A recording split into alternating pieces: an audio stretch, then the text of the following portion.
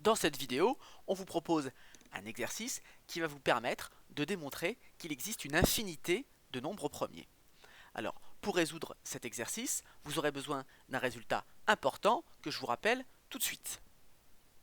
Ce théorème, le voici, tout entier naturel n, donc avec n différent de 1, admet au moins un diviseur qui est un nombre premier. Ce théorème traduit l'idée suivante: si vous prenez un nombre n et qu'il est déjà premier, par exemple n égale 13, eh bien un nombre est divisible par lui-même, donc ici on a bien 13 qui divise n.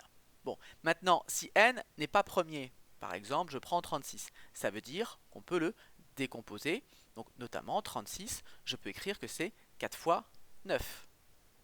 Et là maintenant, je me retrouve avec deux autres facteurs et je recommence le même raisonnement, c'est-à-dire que soit ces nombres-là, il y en a un au moins des deux qui est premier, et dans ce cas-là, c'est gagné. Et s'ils ne sont pas premiers, ça veut dire qu'on peut continuer à les décomposer. Donc par exemple 4, je peux le décomposer en 2 fois 2, et puis 9, je peux le décomposer en 3 fois 3. Et là, ça y est, j'ai trouvé des facteurs premiers, j'ai le 2, j'ai le 3 qui sont des nombres premiers. Donc avec ce raisonnement, on voit bien qu'on arrivera toujours à trouver au moins un diviseur premier. Donc là, j'ai bien trouvé soit 2, soit 3 comme diviseur premier. Et puis petite remarque, on a exclu n égale 1 puisque vous savez qu'on considère que 1 n'est pas un nombre premier. Et puis je vous rappelle une autre propriété qui peut vous être utile dans cet exercice. Quand vous avez un entier a qui divise un entier b et que ce même entier a divise aussi l'entier b plus c, eh bien vous pouvez conclure que a divise c. Pourquoi? Parce que vous savez qu'un entier, s'il divise deux nombres, il divise aussi la différence. Et la différence entre b et b plus c, évidemment, c'est c. Voilà, vous avez maintenant tous les éléments pour résoudre cet exercice. Appuyez sur pause, cherchez-le bien et rendez-vous tout de suite après pour la correction. On passe maintenant à la correction de l'exercice. Donc on vous dit, l'objectif de cet exercice, on l'a dit, de démontrer qu'il existe une infinité de nombres premiers en raisonnant par l'absurde. Donc on va raisonner par l'absurde, c'est-à-dire qu'on vous dit maintenant, on suppose le contraire, on suppose donc qu'il existe un nombre fini de nombres premiers, on l'appelle n, ce nombre de nombres premiers, et puis on note du coup les nombres premiers, P1, P2, P3, etc. Donc on pourrait imaginer par exemple ici qu'on les a rangés par ordre croissant. Donc P1 ça pourrait désigner le nombre 2, le plus petit nombre premier. Le suivant, eh bien c'est 3. Le suivant, donc c'est pas 4 évidemment, c'est 5. Le suivant, etc. ce serait 7. Le suivant 11, etc. Et puis à un moment donné on suppose donc que la suite des nombres premiers s'arrête. Et puis on pourrait imaginer que c'est Pn le plus grand nombre premier. Et on construit ensuite un nombre grand N de la façon suivante. On multiplie tous les nombres premiers, donc 2 fois 3 fois 5 fois 7, etc. jusqu'à Pn, et on additionne 1. Et donc première question, on vous demande de montrer que pour tout entier i, eh bien l'entier grand N n'est pas divisible par Pi. Alors, pour peut-être mieux voir ce qu'il se passe, j'ai réécrit le nombre grand N ici en remplaçant les PI par leur valeur. Donc, grand N, c'est 2 fois 3 fois 5, etc. fois Pn plus 1. Et on me demande de montrer, en définitive, dans la question 1, que ce nombre grand N, là, il n'est pas divisible par 2, il n'est pas divisible par 3, il n'est pas divisible par 5, il n'est pas divisible par 7, etc. Alors, pourquoi ce nombre, déjà, n'est pas divisible par 2? Eh bien, on remarque comment il est construit mon nombre grand N, c'est 2 fois ici quelque chose, donc je reconnais ici que ce nombre-là, tout entier, c'est 2 fois quelque chose, donc ça, ce nombre, il est lui-même divisible par 2. 2 divise ce nombre-là. Et comme je rajoute 1, eh bien évidemment, ça c'est un nombre pair, je rajoute 1, c'est un nombre impair. Grand N est impair, donc il ne peut pas être divisible par 2. Mais je peux faire maintenant le même raisonnement avec 3. Ici, dans le premier terme, là, j'ai un facteur 3. Donc ça veut dire que ce nombre-là, pareil, il est divisible par 3. Mais si ce nombre-là il est divisible par 3, si je lui rajoute 1, eh bien l'entier grand N, lui, il ne peut pas être divisible par 3. Et puis je pourrais faire le même raisonnement avec 5. Ce terme-là, il est divisible par 5, je lui additionne 1, on ne peut pas être donc divisible par 5.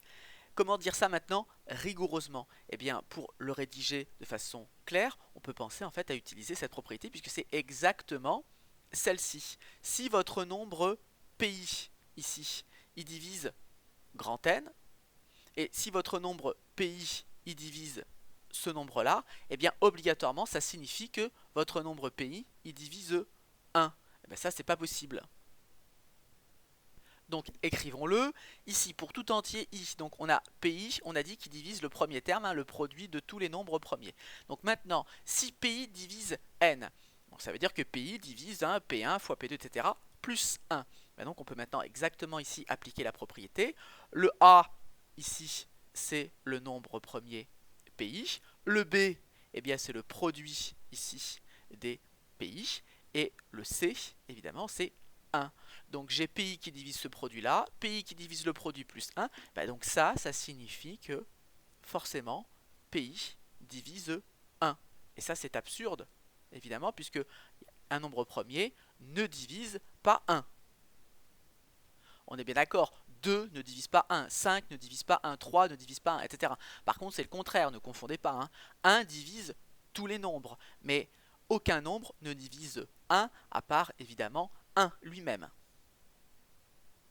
Donc je peux écrire que c'est impossible et donc conclure que pi ne divise pas grand N. Alors on peut remarquer également qu'il y avait éventuellement une autre méthode pour justifier ça. On vous demande de démontrer que l'entier grand N n'est pas divisible par pi. Eh bien on peut penser à utiliser la caractérisation par les congruences. Qu'est-ce que ça veut dire pour un nombre d'être divisible par pi? Ça veut dire être égal à 0 modulo pi.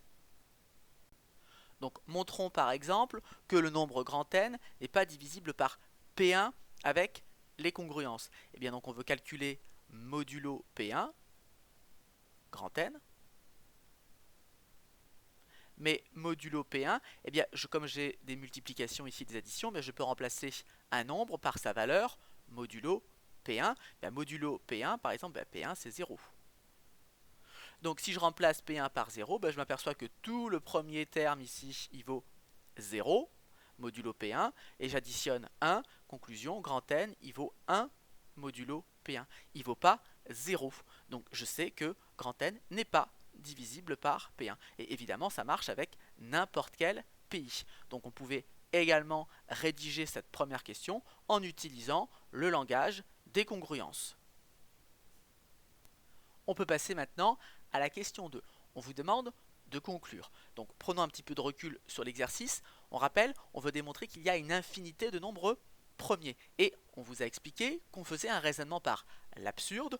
Donc on supposait qu'il y avait un nombre fini de nombres premiers.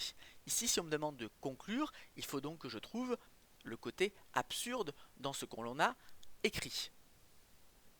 Qu'avons-nous démontré à la question 1? On a démontré que l'entier grand N qu'on avait construit ici, il n'était divisible par aucun pi. Ça veut dire qu'on a démontré que grand N, il n'avait pas de diviseur premier.